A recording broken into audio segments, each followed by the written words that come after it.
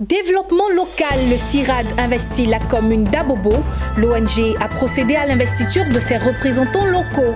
Descente surprise du ministre Aka Awole à l'hôpital général d'Adjamé. Le ministre s'est dit satisfait de l'atmosphère de travail qui prévaut. Et puis, à Yamoussoukro, bilan positif pour le ministère de l'Hydraulique. Soyez les bienvenus sur Business 24 Africa. La société civile s'organise. C'est le cas du CIRAD, le Centre ivoirien de réflexion et d'action pour le développement. L'ONG était du côté de la commune d'Abobo le lundi pour procéder à l'investiture de ses représentants locaux, Hervé Blayon et Ezekiel Seri.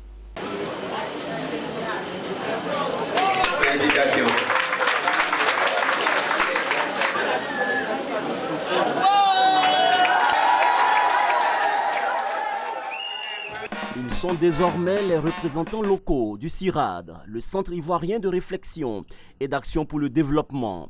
Aboubaka Siaoué et Marie-Espérance Umbro ont été investis par le président national du CIRAD, l'honorable Mamadou Diomandé. Ces porte-parole du CIRAD à Abobo ont une mission de proximité auprès des populations locales, mission qu'ils comptent mener avec dévouement.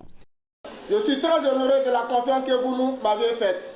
Cette désignation est un honneur pour moi, mais aussi une grande responsabilité que je ne prends pas à la légère. Je dis à mes soeurs, à mes mamans de se lever, de se réveiller. On va soutenir l'honorable.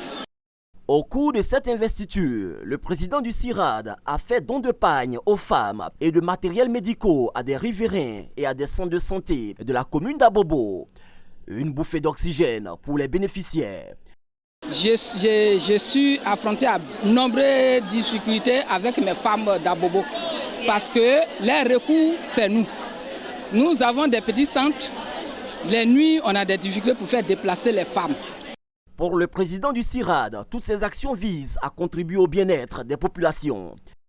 Le CIRAD est tout simplement un carrefour.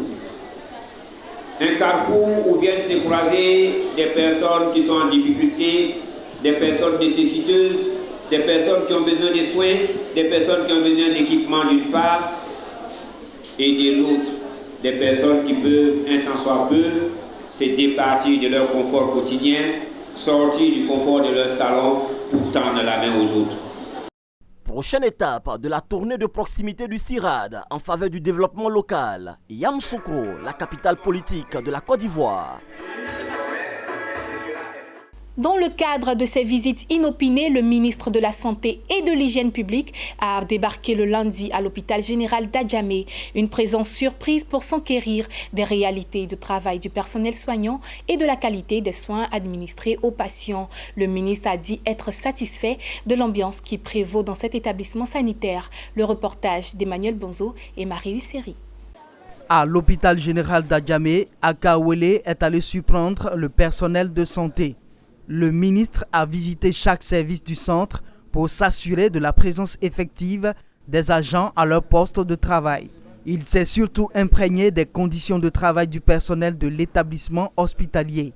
À l'issue de sa visite, le ministre note les efforts consentis par les responsables de l'hôpital pour offrir des soins de qualité aux patients.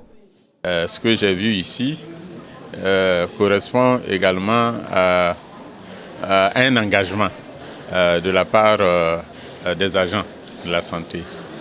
Cet établissement est en pleine réhabilitation avec tout ce que cela comporte. Vous entendez également le bruit.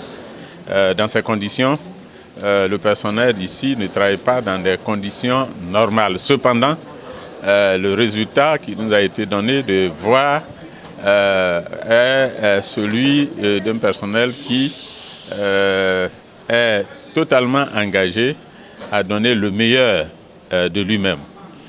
Loin d'imaginer une telle visite dans leurs locaux, les agents apprécient la démarche de leur ministre de tutelle. Pour eux, le ministre a pu se rendre compte de leur assiduité et ardeur au service, mais surtout toucher du doigt les réalités de leur cadre de travail. Il a senti l'engagement, tout le monde travaille avec beaucoup de détermination. Et nous avons redoublé d'efforts. Avec la fermeture des CHU, nous recevons encore 2 fois plus de malades dans des conditions difficiles, mais nous sommes présents. Et nous sommes très heureux et fiers de l'avoir reçu. Inauguré en juillet 2014, l'hôpital général d'Adjamé bénéficie du vaste programme de réhabilitation en cours dans certains centres de santé.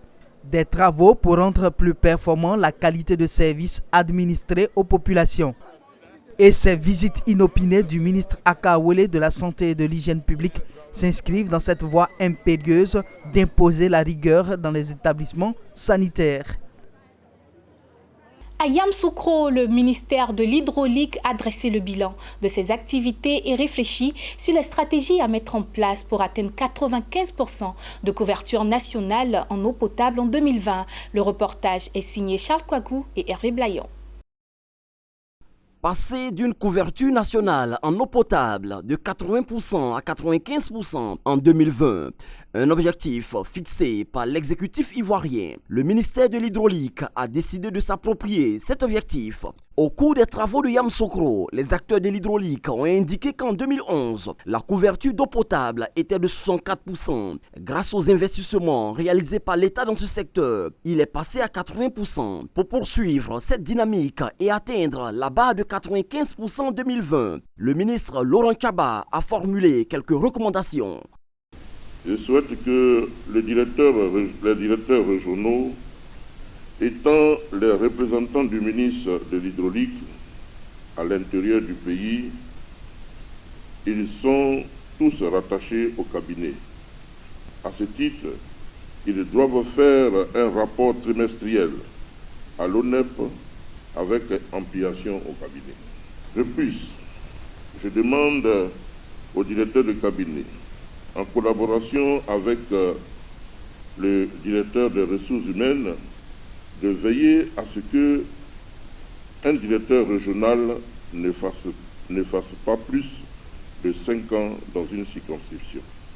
Monsieur le directeur de cabinet, au sortir de ce séminaire, mettez rapidement en place une équipe afin de réfléchir et de me proposer une réforme du secteur de l'eau prenant au mieux en compte la gestion en milieu rural et s'appuyant sur la loi portant décentralisation afin d'impliquer les collectivités décentralisées au développement du secteur. Avec ces recommandations, le ministère de l'Hydraulique s'est doté d'une feuille de route pour dynamiser son action en 2020. Ouvrons le chapitre de la fête de Noël à présent en nous rendant dans le sud Comoé, plus précisément à Maféré, où les enfants du canton Afema ont pris part à un arbre de Noël. Un moment magique offert par le ministre Aka Awele. Nadia Ounout pour le commentaire.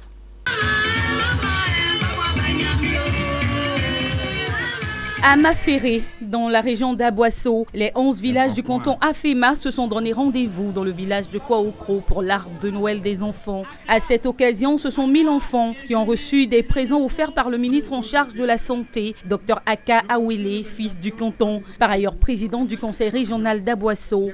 Les enfants d'aucun village du canton Afema n'ont été oubliés. Ils sont venus d'Afienou, Kwamekro, Kwaokro, Mbanso, Mposa, Nyamelesa, Dadieso, Mouyasoué, Aboulié, Tolieso et Kotoka. Les enfants de la maternelle et du primaire ont spécialement été gâtés. Les 2 premiers des établissements du canton Afema sont repartis les mains chargées. Père Noël venu du ciel. Je suis un chat à 4 roues. Et m'apportez-vous mon papa des souliers, ma maman des bijoux. Et pour moi, je ne sais pas. Ma profonde gratitude et mes vifs remerciements à Monsieur le ministre de la Santé et de l'Hygiène publique, notre papa, le docteur Aka Awele, qui a bien voulu accepter d'associer son image à la première édition de l'arbre de Noël pour Afema. Des jeux et concours tels que des ballets, de concours de chant, de poésie et de tombola ont rythmé cette journée qui s'est clôturée par un cocktail offert aux tout petits du canton Afema. Rendons-nous à 730 km d'Abidjan, dans le nord de la Côte d'Ivoire, plus précisément à Niélé. Le traditionnel arbre de Noël dénommé Noël de rêve à Niélé a vu la participation d'enfants venus de la Côte d'Ivoire, du Burkina Faso et du Mali. Le reportage de Ouattara Daouda, commenté par Daniel Kodio. Niélé, ville située au nord de la Côte d'Ivoire, dans le département de Ouangolo-Dougou, région du Tchologo, à 730 km d'Abidjan. C'est un carrefour frontalier distant de 30 km du Mali et 25 km du Burkina Faso.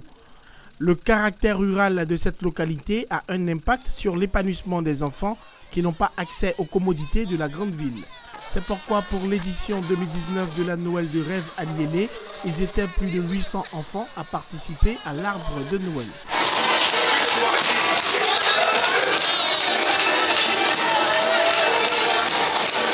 C'est que pour beaucoup, c'est la première fois qu'ils vivent un arbre de Noël où père et maman Noël leur distribuent des cadeaux. La joie qui m'anime est très grande parce que les enfants sont quittés au Burkina, au Mali, à Ouangolo, à Diawala, venir fêter avec nous. Des enfants sont venus du Burkina et du Mali pour fêter avec les petits Ivoiriens. Il s'est agi pour la promotrice Ouattara Seguena Kolo Fessira de favoriser l'intégration sous-régionale, d'encourager le partage intercommunautaire, faire découvrir Niélé aux visiteurs, éduquer les enfants à la vie en société. Le préfet du département de Ouangolo-Dougou, Sori Jean-Pierre, s'est félicité de l'engouement créé par l'arbre de Noël à Niélé, aussi bien pour les enfants de la commune que pour ceux venus des pays voisins. La Noël de rêve à Niélé a également été meublée de chants, poésie et concours de danse.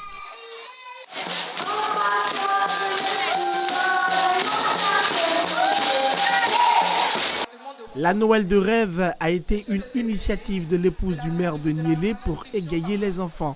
Cet événement a été parrainé par le président du conseil régional du Tchologo, Téné Birahima Ouattara, représenté par l'honorable Mamadou Sanogo, député de la circonscription Diawala, Niélé, Tumukoro.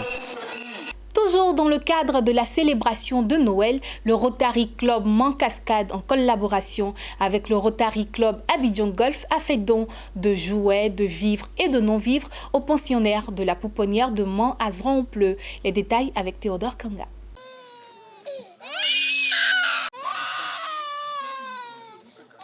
Nous sommes à la pouponnière de Zran-au-Pleu dans la commune de Mans. Les enfants de la pouponnière ont été comblés de cadeaux lors de l'arbre de Noël organisé conjointement par le Rotary Club Mans-Cascade et le Rotary Club d'Abidjan Golf. Les responsables du Rotary ont offert de nombreux cadeaux aux tout petits. Ce geste qui vient donner la joie aux poupons a été salué par la directrice des lieux. Toutefois, elle a lancé un appel aux cadres de la région. Le Rotary Club de la manière nous ont promis que chaque année, ils viendront fêter l'arbre de Noël avec nous.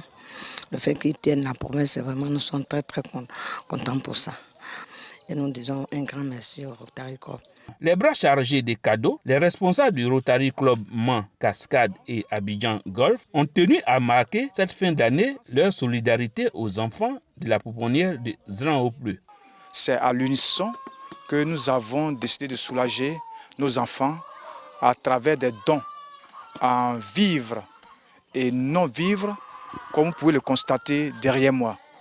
Voilà, ça c'est des gestes que le Rotary a l'habitude de porter. Il faut noter que les enfants sont l'avenir du pays. C'est pourquoi il faut les traiter avec respect et délicatesse. En images, pour finir, la Tanzanie bénéficiera de 272,12 millions de dollars de la Banque africaine de développement BAD pour financer la construction d'un nouvel aéroport à Dodoma, la capitale du pays.